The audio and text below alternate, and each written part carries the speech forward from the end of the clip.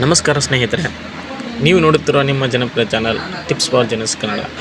ಇದು ನಿಮ್ಮ ಬಹಳ ಮುಖ್ಯವಾದ ಮಾಹಿತಿಯನ್ನು ನಿಮ್ಮೊಂದಿಗೆ ಹಂಚಲಿದ್ದೇನೆ.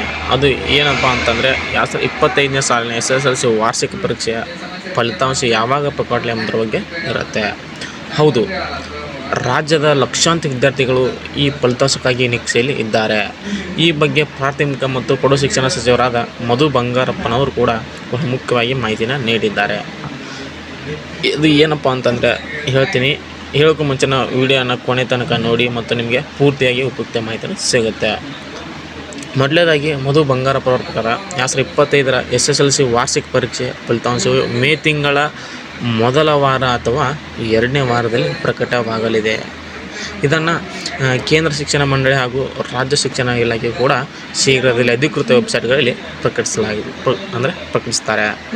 ವಿದ್ಯಾರ್ಥಿಗಳು ತಮ್ಮ ಹಾಲ್ ಟಿಕೆಟ್ ಸಂಖ್ಯೆಯ ಬಳಸಿ ಆನ್ಲೈನಲ್ಲಿ ಫಲಿತಾಂಶವನ್ನು ಪರಿಶೀಲಿಸಬಹುದು. ಹೀಗಾಗಿ ಸ್ನೇಹಿತರೆ, ಈ ಮಾಹಿತಿ ನಿಮಗೆ ಉಪಯುಕ್ತವಾಗಿದೆ ಎಂಬುದನ್ನು ನಾನು ನಂಬಿದ್ದೇನೆ. ಫಲಿತಾಂಶ ಪ್ರಕಟವಾದ ತಕ್ಷಣ ನಾವು ಈ ಚಾನಲ್ನಲ್ಲಿ ತಕ್ಷಣ ಅಪ್ಡೇಟ್ ನೀಡ್ತೇವೆ.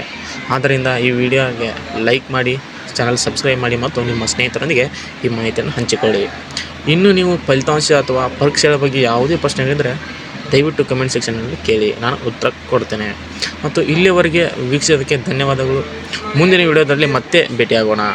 ನೀವು ಎಲ್ಲರೂ ಉತ್ತಮ ಅಂಕಗಳನ್ನು ಪಡೆದು ಯಶಸ್ವಿಯಾಗಿ ಮುಂದಿನ ಹಂತಕ್ಕೆ ಸಾಗಲಿ ಎಂಬ ಹಾರೈಕೆಗಳಿಗೆ ಶುಭವಾಗಲಿ. Thank you.